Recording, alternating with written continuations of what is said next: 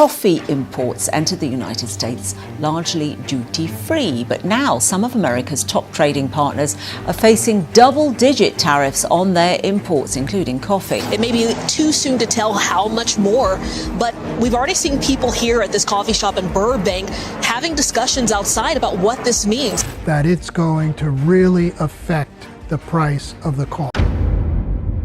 For decades, mornings in America have kicked off with the same comforting ritual: a steaming cup of coffee, powering workers, students, and visionaries through their day.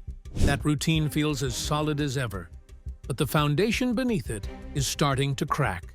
Global trade routes are shifting, and Brazil, the heavyweight of coffee production, is forging lucrative partnerships far beyond U.S. borders. If the nation that runs on caffeine loses its hold on this supply, how far will the fallout reach? And what will that mean for daily life at home? Coffee is more than a drink in America. It's practically a lifeline. USDA data shows the U.S. guzzles over 24 million bags annually, roughly 11 pounds per person, fueling a market worth over $3.5 billion. For millions, it's the anchor of the morning, a steady constant in a chaotic world. But this demand hides a vulnerability. Coffee doesn't grow well in the continental U.S. Tropical climates, steady rain, and high altitudes, requirements most of the country can't meet, are essential. Hawaii and Puerto Rico produce small batches, and a few boutique farms in Southern California yield novelty crops, but they're drops in the bucket. The U.S. has always leaned heavily on foreign supplies, and Brazil has been the cornerstone. No country grows more coffee, thanks to its perfect geography, decades of know-how, and an economy tied to the bean.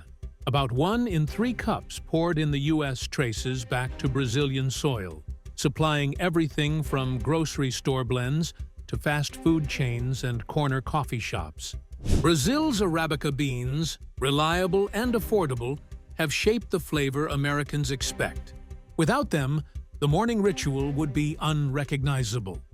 Then Washington slapped a 50% tariff on Brazilian coffee imports, turning a household staple into a geopolitical pawn. Framed as a move to protect American interests, it instead ignited a trade war with the world's coffee giant. Brazil's response was immediate and unyielding. Its president vowed no deals on Washington's terms. Traders, long accustomed to Brazil's steady contracts, began to doubt their reliability. The global market tensed, and U.S. importers faced a harsh truth.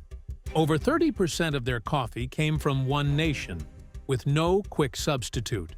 Coffee can't be churned out domestically like manufactured goods. The climate simply won't allow it. Shipments from Brazil plummeted nearly 20% in the first week compared to the prior year. The issue wasn't supply. Brazil still produced over a third of the world's beans, but cost. Tariffs made those once affordable beans too pricey, forcing roasters and distributors to hunt for alternatives. The impact hit fast. A pound of ground coffee, averaging $6.90 earlier in the year, jumped to over $8 in weeks, nearing $9 in places like New York and California. For families buying multiple pounds monthly, that's an extra $40 or more a year, piling onto already strained budgets from rising food, housing, and energy costs. Coffee, once a reliable comfort, became another expense to juggle. Washington's gamble backfired. Instead of cornering Brazil, it pushed the coffee giant to pivot. China, with its fast-growing coffee culture, cafes booming in Shanghai and Beijing, and younger generations swapping tea for lattes, opened its doors, granting licenses to over 200 Brazilian coffee firms. Europe wasn't far behind. Germany's major retailers signed deals with Brazilian cooperatives once bound for the U.S., while the EU offered long-term stability free of political games. Japan and South Korea, with their vibrant coffee scenes, also locked in Brazilian supplies, showing Washington that the U.S. was no longer the top buyer. Brazil turned a threat into an advantage, redirecting its exports and proving it could thrive without the U.S. Contracts that once flowed automatically to American buyers now went to partners offering predictability. The U.S. market, long seen as the coffee trade's center, suddenly looked sidelined. American roasters faced higher costs and spotty supply, while competitors abroad enjoyed steady Brazilian beans at better prices. Families saw grocery bills creep up, cafes weighed price hikes or losses, and chains scrambled to preserve their signature blends. A cup of coffee, once a simple pleasure, now carried the weight of global tensions. The U.S. learned its sway over the coffee trade wasn't what it thought. Tariffs meant to flex muscle-exposed weakness instead.